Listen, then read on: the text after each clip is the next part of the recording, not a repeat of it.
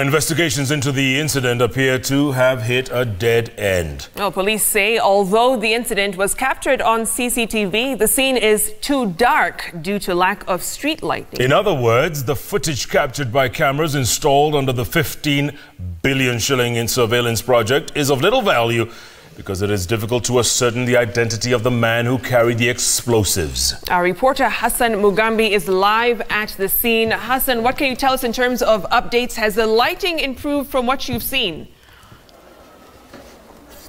Well, from what we see and what you can also see, the streets remain very, very dark. Apart from the light that is coming from the different buildings that are here, because businesses are still on, we do not have much light on the street light. The street lights are quite are dysfunctional, so to speak, and that is why the attacker or the main suspect of this particular blast yesterday remains faceless up to now, because according to investigators and sources privy to the investigation that we have spoken to, have said they have captured an image of a person, but then again he remains faceless because of the poor lighting of this particular place.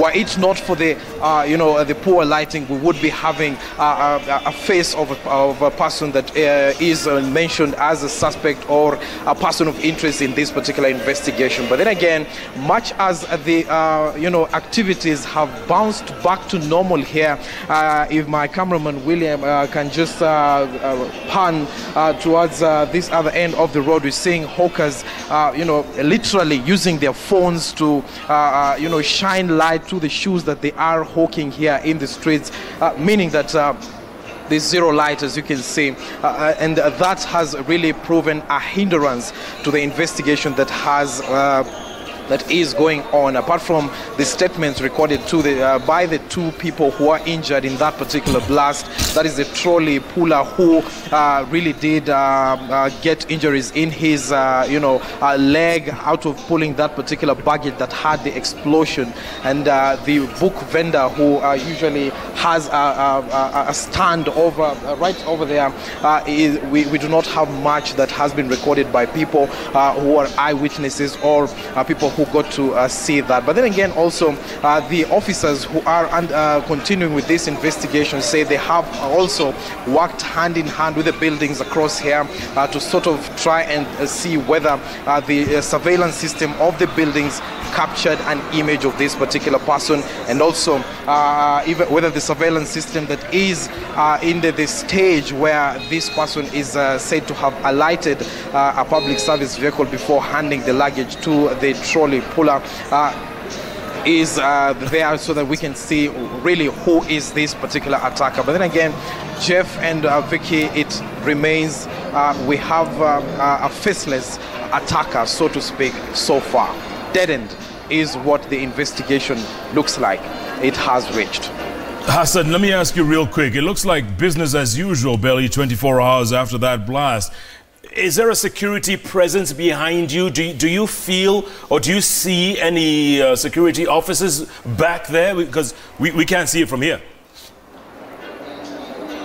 Well, we have seen security officers, doing patrols. We have seen the vehicle branded Central, the police station, just doing patrols. And we're also seeing some officers, walking 2 by 2, administration police officers as well as regular police officers who are, doing that. But then again, we also spoke to the police bosses across Nairobi, and they were saying that there's a lot of deployment of even the officers who are in their regular they're not in their uniforms, so to speak. So we do believe that they are here, and they will be keeping vigil and try to sort of repulse any attacks that may be coming towards the citizenry of this particular area of this city, because this is a place that is quite populated. As you can see, much as it is dark, there's a lot of activities, literally a beehive of activity. Clubs are open,